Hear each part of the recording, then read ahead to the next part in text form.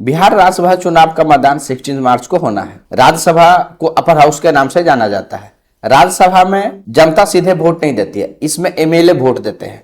यहाँ जो प्रक्रिया होती है वह विधानसभा या लोकसभा के चुनाव से भिन्न होती है। यहाँ जिस प्रक्रिया को अपनाया जाता है उसे सिंगल ट्रांसफरेबल वोट सिस्टम कहते हैं, proportional system by single transferable vote.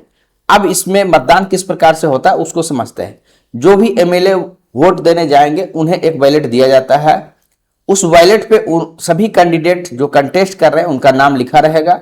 MLA को अपना प्रेफरेंस देना होता है, यानी 1 2 3 4 इस क्रम में उनको अपना प्रेफरेंस देना होता है। अब हम लोग समझते हैं कि किसी को कितना सीट चाहिए, कितना मत चाहिए ताकि वह वो विजयी हो सके। तो इसका एक सिस्टम होता है, उसको बोलते हैं ड्रूप कोटा फॉर्मूला। इसमें जितने टोटल वैध वोट होते हैं उसको डिवाइड करना होता है जितना नंबर ऑफ सीट्स के लिए चुनाव हो रहा है प्लस 1 से।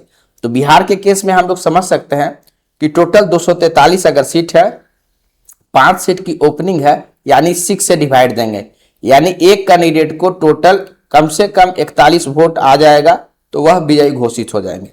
यहां पर ट्रांसफरेबल का मीनिंग क्या है, यहीं पर आपका सारा असली खेल आपको समझ में आएगा। जो प्रेफरेंस दिया जाता है तो सबसे पहले पसंद को गिना जाता है, यानी कि अगर जो मतदान बिहार के केस में होगा, यानी 41 अगर किन्हीं कैंडिडेट को मिल गया तो उसके बाद उनकी अब आगे की गिनती नहीं की जाएगी। उनको जो अन्य प्रेफरेंस फर्स्ट प्रेफरेंस में अगर मिला होगा तो उस केस में जो उनके दूसरे प्रेफरेंस होंगे उनको ट्रांसफर हो जाएगा। यानी कि अगर किसी को सपोज किया जाए कि 55 वोट मिला और 41 वोट उनका काउंट हो गया जो जीत के लिए चाहिए, तो 14 जो मत हो गया वो सरप्लस हो गया। वो सरप्लस जो मत हो गया वह सेकंड प्रेफरेंस वाले को ट्रांसफर हो जाएगा और यह तब तक चलते रहता है जब तक कि उनको 41 प्राप्त नहीं हो जाएगा। तो ये प्रक्रिया चलते रहती है और लोएस्ट वाले को एलिमिनेट किया जाते रहता है।